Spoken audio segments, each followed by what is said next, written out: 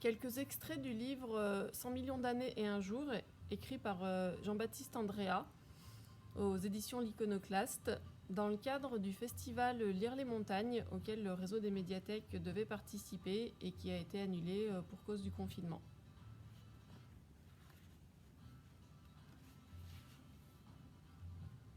En attendant notre guide, j'ai tout expliqué à Umberto et Peter. Ils savent enfin pourquoi ils sont là. Pour faire l'histoire au lieu de lui courir après. Au lieu de se consoler comme des charognards des restes qu'elle veut bien leur jeter. Apatosaure, suggère Peter. Diplodocus. Ou alors... Son regard s'illumine. Je devine ce qu'il va dire. Parce que nous avons les mêmes ongles. Ou alors Brontosaure. Les mêmes ongles et les mêmes rêves. Ou licorne, assène Umberto. Umberto a été exclu du catéchisme très jeune. Il me l'a raconté. Il avait demandé la pointure de Dieu. Un scientifique n'avale pas un récit à dormir debout sans questionner, sans exiger une preuve, un détail concret. Le doute comme religion. Imagine un gamin de 13 ou 14 ans, Bertie. Imagine-le seul, dans une tempête, effrayé, épuisé. Il découvre alors un squelette. Un squelette de dinosaure en parfait état de conservation. Il n'a pas la moindre éducation. La bête est titanesque. Elle ne ressemble à rien de ce qu'il connaît. Pourquoi garder un tel secret si c'est vrai? Parce que le dragon lui a parlé? Parce qu'il a de la fièvre, des hallucinations, par superstition, j'en sais rien, mais peu importe pourquoi.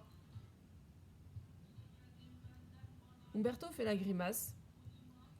Ses doigts malaxent ses joues et travaille sa mâchoire comme pour la punir de ce qu'il s'apprête à dire.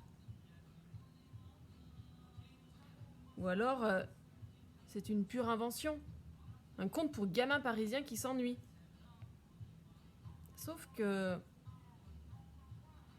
plus qu'un pas.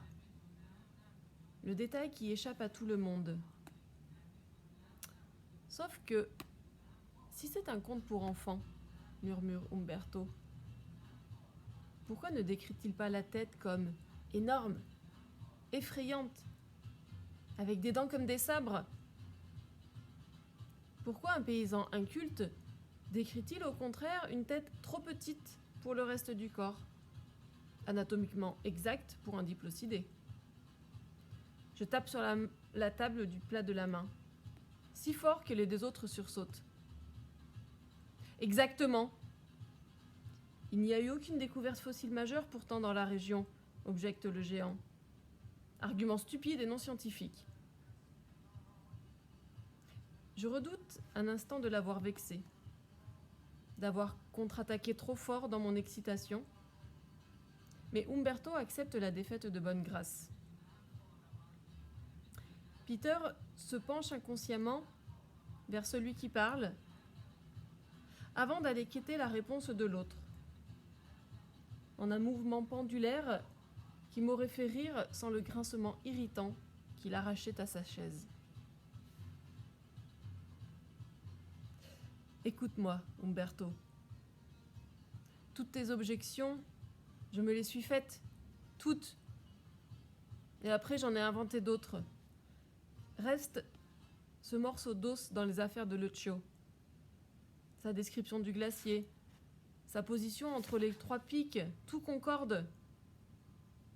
Alors, est-ce que je suis sûr de moi? Personne ne le serait. Alors imagine. Peut-être un brontosaure, comme dit Peter. L'occasion de prouver que Marsh avait raison et qu'il s'agit bien d'une espèce distincte de l'apatosaure. Même s'il s'agit d'un apatosaure ou d'un diplodocus. Nous parlons d'un squelette complet, pas d'un pulse à reconstituer à grands coups de devinettes et de plâtre. De quoi rendre fou le moindre directeur de musée et la sphère universitaire. Nous sommes peut-être à quelques journées de marche de l'une des plus incroyables créatures qui ait foulé cette planète. Un géant qui fera entrer nos noms dans l'histoire. Ton nom, Stanley. Il a raison. C'est la tradition.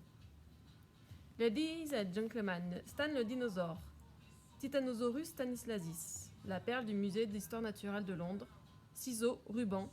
Le rideau tombe. Oh et ha d'effarement devant la plus grande découverte fossile des 100 dernières années. Et l'université finance tout ça ? Demande mon ami. Encore heureux. Bon, tu les connais, ça n'a pas été sans mal. J'ai dû leur tordre le bras. Quel est ton plan ?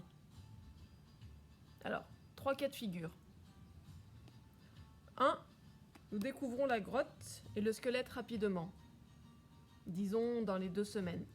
Nous séparons la tête et nous la rapportons. Ce serait l'idéal, un coup fantastique.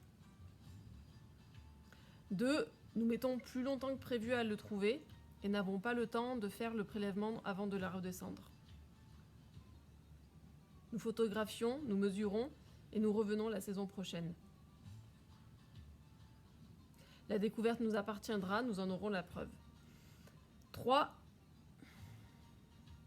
La troisième possibilité, tout le monde la connaît. Je me suis trompée sur toute la ligne. J'ai gobé les délires d'un vieux fou, par paresse, ou pire, par faiblesse. Parce que quand j'écoute Alfred Deller chanter Vergnut Rue sur le tourne-disque de Madame Mitzler, pendant qu'elle termine mes ourlets, j'ai une drôle de boule dans la gorge. Parce que je me ramollis. Peter lève son verre de grappa, les yeux brillants. Si nous ne sommes pas capables de croire à une histoire juste parce qu'elle est belle, à quoi bon faire ce métier ? Merci, gamin. À son tour, Umberto trinque avec un sourire de bon chien. À Stanley, le dinosaure.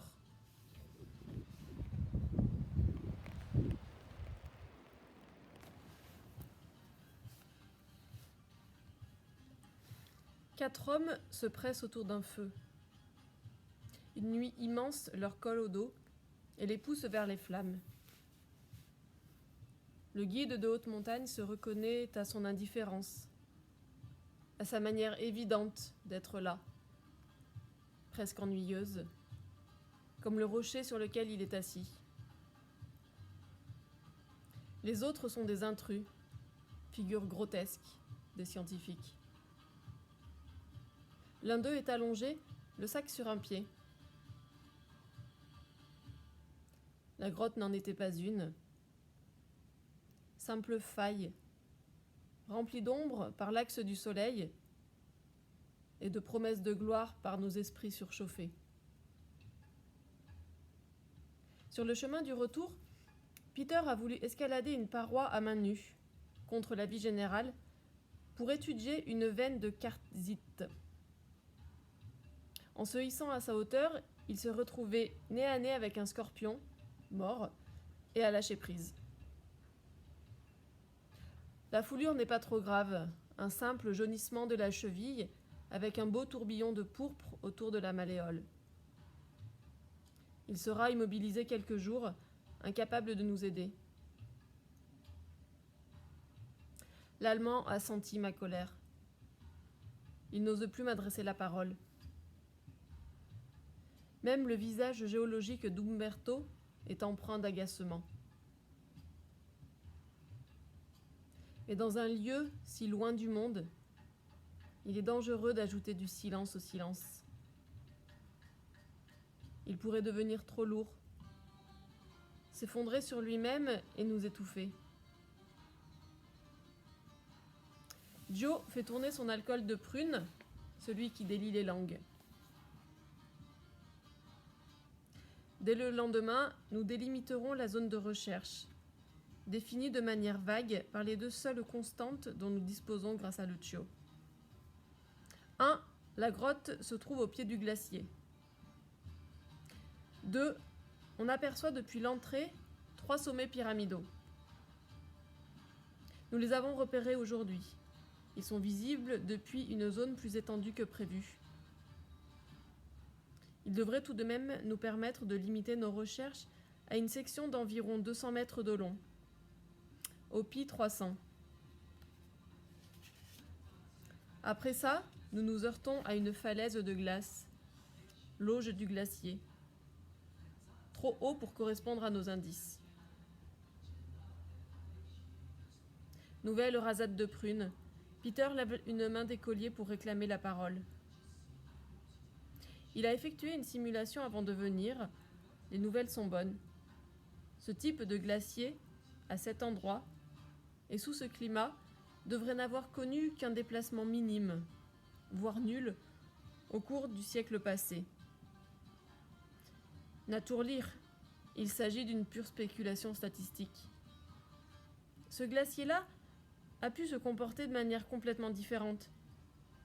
Les forces à l'œuvre dans le mouvement d'une telle masse auraient aussi bien pu boucher l'entrée de la caverne. En gros, dis-je avec humeur, vous n'êtes sûr de rien. Si j'étais sûr de quelque chose, je serais Dieu. Soudain, je voudrais rire. Le menton dressé de Peter me rappelle un gosse d'un autre temps, une nappe à carreaux rouges et blancs. Dommage que je sois si pudique, mes amis. Dommage que je sois pudique, ou je vous dirai ceci. Je suis parfois maladroit, blessant, bourru, bête même, réservé, froid, méfiant, empoté et désespérant. Mais je ne suis pas un mauvais bougre. J'ai la gentillesse ébouriffée des abeilles. Je pique parfois, sans m'en rendre compte, la main qui m'approche, parce que je crois par habitude qu'elle va m'écraser. J'aimerais que vous le sachiez. On le sait, Stanley, on le sait. Foutue prune qui fait parler à voix haute les hommes pudiques.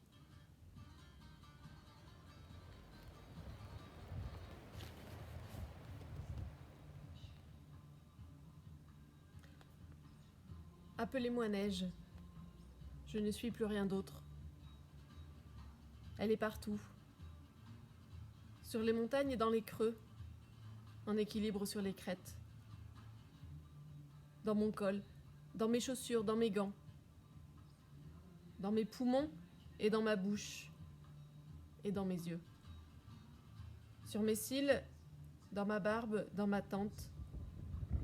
Je ne suis plus que neige.